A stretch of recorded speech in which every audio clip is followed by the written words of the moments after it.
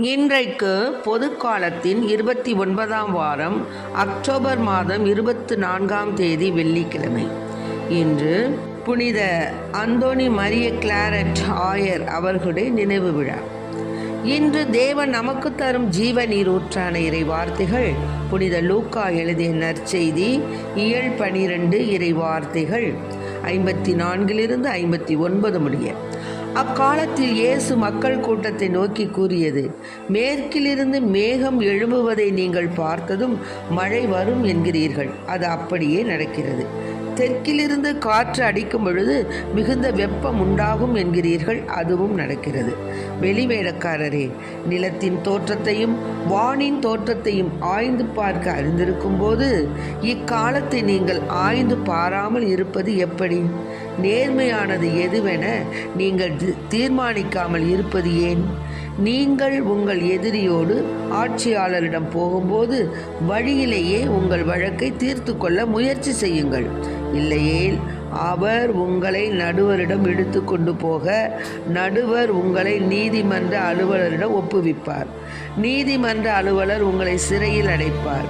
கடைசி காசு வரை நீங்கள் திருப்பி செலுத்தாமல் அங்கிருந்து வெளியேற மாட்டீர்கள் என உங்களுக்கு சொல்லுகிறேன். ஆண்டவரின் அருள்வாக்கு. கிறிஸ்துவே மக்கு புகழ். உம்மை போற்றுகின்றோம், உம்மை புகழுகின்றோம், நன்றி கூறுகின்றோம். உம்மை போற்றுகின்றோம், உம்மை புகழுகின்றோம், நன்றி கூறுகின்றோம். இறைவா, உம் திருப்பெயர் மேலானது. இறைவா, உம் திருப்புகழ் மேலானது. இறைவா, உம் திருப்பெயர் மேலானது. இறைவா, உம் திருப்புகழ் மேலானது. உம்மை போற்றுகின்றோம், உம்மை புகழுகின்றோம், நன்றி கூறுகின்றோம். உம்மை போற்றுகின்றோம், உம்மை புகழுகின்றோம், நன்றி கூறுகின்றோம். இறைவா, உம் ஆட்சிமை மேலானது. இறைவா, உம் மகத்துவம் மேலானது.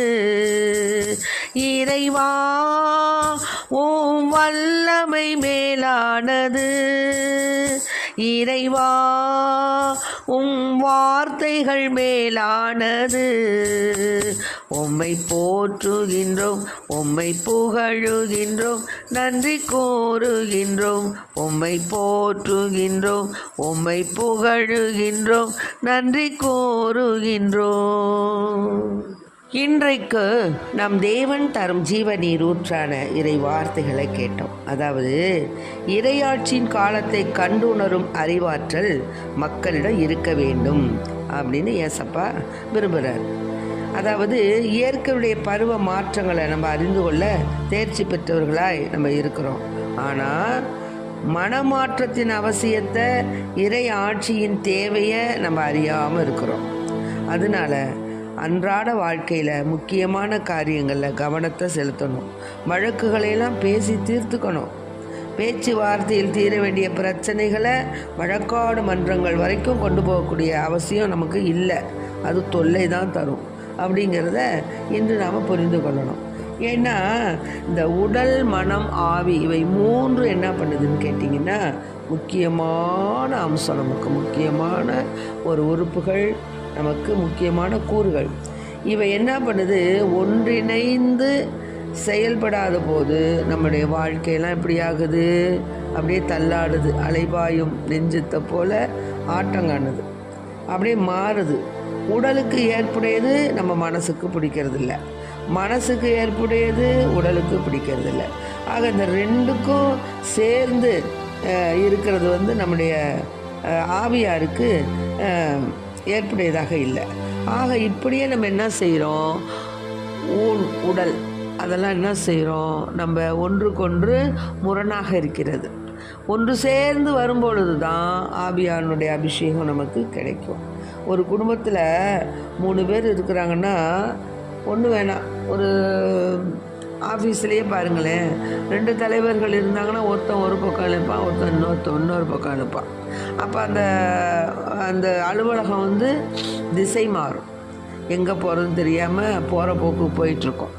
அப்படி இருக்கிறச்ச நம்ம இத்தகைய போராட்டத்தை தான் புனித பவுல் என்ன சொல்கிறாருன்னா, முதல் வாசகத்தில் சொல்கிறாரு பாருங்க, சகோதரிகளே, வலுவற்ற என் ஊனியல்பில் நல்லது எதுவும் குடிகொண்டிருக்கவில்லை.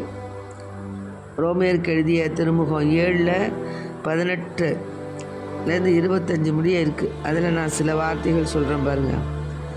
பவுல் என்ன சொல்கிறாரு, என்னுடைய ஊனியல்பில் நல்லது எதுவும் இல்லை, அது எனக்கு தெரியுது.